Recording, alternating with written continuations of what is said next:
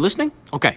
Basically, there's this guy named William that moved from England to a town called Oregon with his wife and 3 kids. That meets this guy named Henry. And the two of them form a friendship and start a family diner and pizzeria called Fredbear's Family Diner. Now the money is tight, so to save on cash, they would come up with these animatronic mascots that can be cranked up into workers' suits. Seems pretty smart, right? Right, dummy! See, if the spring locks get loose on these suits, they turn back to animatronics and crush the person in them. Anyway, getting ahead of myself here, basically, this William guy's bad news. See, one day, Henry's dad at Charlie, he's having a birthday party at the diner. The other kids are mean though, and they lock her outside. What does William do when he sees this? A freaking drags her into the alley and kills her. That's what he does. Now, Henry built a safety puppet to watch over his diner, but the puppet was stuck inside a box when this was happening. When the puppet gets out, goes out to try and protect her, but it's raining, so the freaking animatronic breaks down too. So what happens is that Charlie's spirit actually inhabits the animatronic puppet. And buddy, that is just the tip of the iceberg. See, William's older son is a real jerk-face to his younger son, Even. On Evan's birthday in 1983, go to the diner, and Henry actually shoves Evan into Fredbear's mouth. Freaking crazy, right? So the spring locks fail and Fredbear chomps Evan's head, putting him into a command and killing him a few weeks later. This here's the breaking point for William. The guy starts putting on a spring bunny animatronic sword and using it to lure kids into the back room. Once he gets them back there, freaking kills them. He does this 5 times before getting caught. Thing is though, nobody can find the body, so William gets let off the hook. As it turns out, Hands and Buddy's inside the animatronics. Not Charlie, since her spirit is inside the puppet. She starts putting the kids' spirits into the animatronics they were stuffed in. So right now, the puppet, Chica the chicken, Bunny the bunny, Freddy Fazbear, Folks at Part 8, and Underskull Freddy Fazbear, and original Fredbear all have the ghosts of children in them. After this missing children incident, William gets fired from his own company. That doesn't stop him though. His new soul company, After Robotics, to work for the sister company called Circus Baby's Pizza World. There, William starts making these robots that are designed to kill kids. Crazy, right? Well, as it turns out, William figured out how to be immortal. See, when kids die, they produce this material called remnant. You can basically use this remnant stuff to keep your soul inside of something. William figures this out after killing those first 5 kids, so now he starts trying to use it for his own good. Problem is, even though his youngest son is dead and his oldest son has moved out, William still has his daughter Elizabeth with him. William makes this really cool animatronic called Circus Baby who can dance, sing, make us scream, and do a whole bunch of other cool stuff. But his daughter Elizabeth gets too close to Baby, and her chip capturing mechanism activates. So now 2 of William's 3 kids are dead by his own hand. William pretty much loses it here. He kills his wife and puts her into another machine called Bellerin. All this doesn't last very long though. See, Circus Baby's Pizza World closed before it even had the chance to open. Now William is all alone and on the loose. Now it's 1987. There's a new Fazbear Pizza in a new location. They have all the old suits with the dead kids in them in the back room, but now they've got these new animatronics that are not only safer, but also have facial recognition software to detect criminals. This is all in case William comes back, you see. So anyway, since none of the spring lock suits are at this location, William instead uses the Golden Freddy suit since it's broken, unnosed, and mostly empty. He kills another 5 kids, which are in the Toy Freddy, Toy Bonnie, Toy Chica, Toy Folks, which we call the Mangle, and Balloon Boy. Oh, I should mention, Charlie's here again too for some reason. Unlike the rest of the 1983 animatronics, which are nosed in the back, Charlie's puppet is still used by the prize counter. So anyway, this is the second missing children incident. Now the place gets closed down, but before they do that, they have one last party on November the 10th, 1987. I freaking lose my frontal lobe to Mangle and die a few weeks later, but that's not important. What's important here is that the restaurant closed down. So now it's sometime after 1987. William somehow gets a message out to his son Mitchell that his sister and mom are trapped inside some animatronics that now close down Circus Baby's Pizza World, and that he needs to set them free, since the whole building is automated. They think that he's an employee. So Mitchell works at the building for a week while the building is attempting to rip it all. He gets tricked by the animatronics into getting scooped. See, what happens is that, during the week, all the robots in the facility tear themselves apart and reform themselves into a gas mask called Inert. And it brings Mitchell to the scope where he gets injected with remnant. Then his organs get scoped out and introduce him as a skin suit to escape the facility. After the robots escape and Mitchell is reanimated as a walking corpse, he goes to find his father and then all the suffering. The first place he tries is the new Freddy Fazbear Pizza that opens in 1993. This reopening is the original location of Fredbear's Family Diner, and brings the original cast of Freddy, Fox, Chica, and Bonnie. They even refit Golden Freddy, but they never use him. Since Mitchell was blacklisted after getting his brother killed, he used a fake name, Mike Skimmett, to get a job at the No Place. However, after a week of working, with all the animatronics trying to kill him,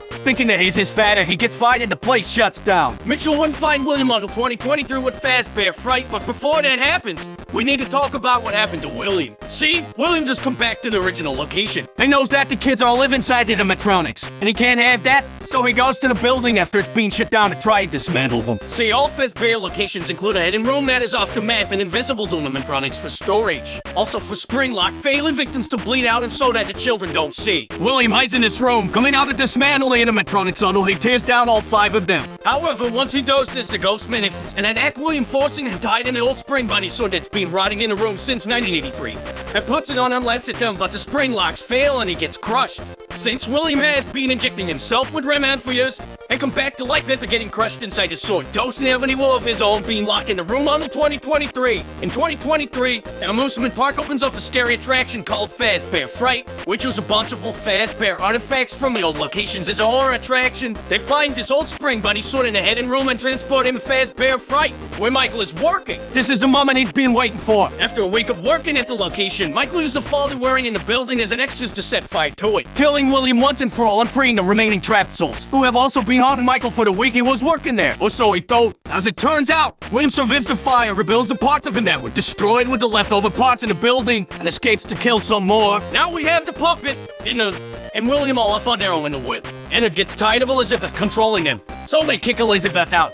And she rebuilds herself as a new version of Baby. Now call it Scrap Baby. And then dons a new mask and calls themselves Molten Freddy, who also happens to have the spirits of the 5 children from the toy animatronics in it now. This is where Henry steps in. Once Henry learns of the suffering that has been happening, the death is a plan to bring all of the animatronics back to one place so he can destroy and free them all. And creates an animatronic called Lefty, which is to capture his data. When Michael finds out about all this, he goes to the new fake misery and brings all of the animatronics back together. Once they're all there, Henry locks the building and burns it all down with himself and Michael's still in it, freeing the remaining souls of Elizabeth, Charlie, William's wife, and the remaining children inside of Molten Freddy. After this, William's soul is sent to hell, where the souls of the children he daughter get to daughter him for all eternity. Or so they think.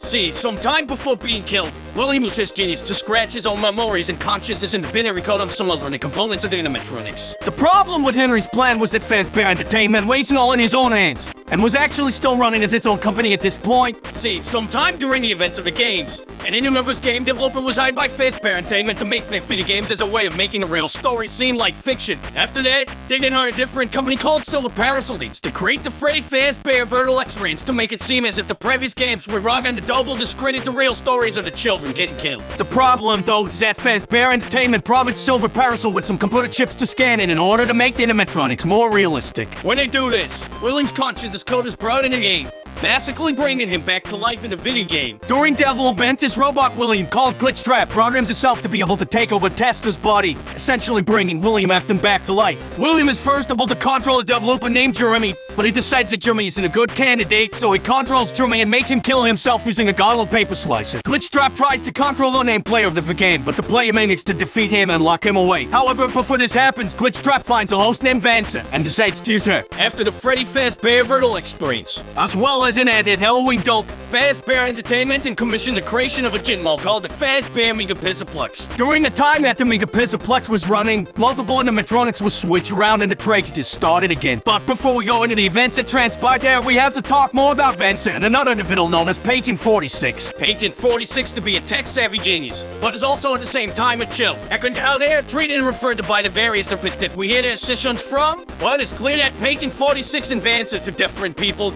It is unknown for certain who Patent 46 is. What is known is that Patent 46 spends a lot of time at the Pizaplex before the events of security breach and helps reprogram the system, and believing that they are working with Vanny. Vance is also go while under the control of William. What else is known is that Patent 46 lied about whatever happened to their family. The 6-in tape reveals that they actually had a great children. Vance is known also to have had a terrible father named Bill according to tape 3. Apparently Vance is that foster delight during a custody hearing between him and her mother, leading to her mother doing something afterwards, likely committing suicide. Anyway, the events preceding security breach include at least 9 more missing people, likely all children, as well as multiple missing therapists who were likely killed by Vanny. At some point, Bonnie the Bunny is replaced by a new animatronic named Montgomery Gator. This happens following a night where Bonnie went down to Monty's golf course and then was unseen afterwards. Many speculate that Monty may have killed Bonnie or dismantled him in order to make his way into the main cast, but we do not know for sure. What we do know, however, is that Monty took over Bonnie's role in the main cast. Broken Wolf, another new animatronic, also took over Folk's role, but there's no given explanation for this. One night, After most of the animatronics have been reprogrammed, Glamrock Freddy, the newest version of Freddy Fazbear, malfunctions and shuts down on stage. When he wakes up, he learns that he was put in low power mode, likely freeing him from the reprogramming that Bait 46 did to everyone else. Also, when he wakes up, a boy named Gregory reveals to have been hidden inside of his chest cavity. Gregory is a homeless orphan of unknown relation to anyone else during the events of security breach. Some have speculated that Patient 46 is Gregory, but there seemed to be little difference between the two characters that conflict. Others believe that Gregory is an animatronic himself, as his hair and eyes are noticeably different to Vince. And the book Tales from the Pizzaplex includes an animatronic that looks like a home and children, is about the same size as Gregory. What more, Gregory's vision seems to distort at times. His eyes are cameras that are receiving interference. However, none of this is known for sure. Gregory and Glamrock Freddy find that the Mega Pizzaplex is built on top of the fake restaurant that was used to lure William Afton in years prior. And using Vance's body, locate William Afton's corpse and reanimate him inside of a electric station stolen from the Pizzaplex. William Afton plans to control all of the animatronics in the Pizzaplex remotely and begin to kill children again. But Gregory and Freddy stop it. The last we see of William Afton is him being grabbed by the spirits of the recently killed 9 people inside of a large machine known as the Blob. The game canonically ends with Gregory and Freddy escaping the Pizzaplex and relaxing on a hell. It is likely that with the destruction of the Pizzaplex, Vance is freed from Vanny, but we do not know for sure. And this is where our story ends for now. Eventually there will be more Dolken updates for Security Breach, but until that happens, this has been the end of Five Nights at Freddy's Game Lore.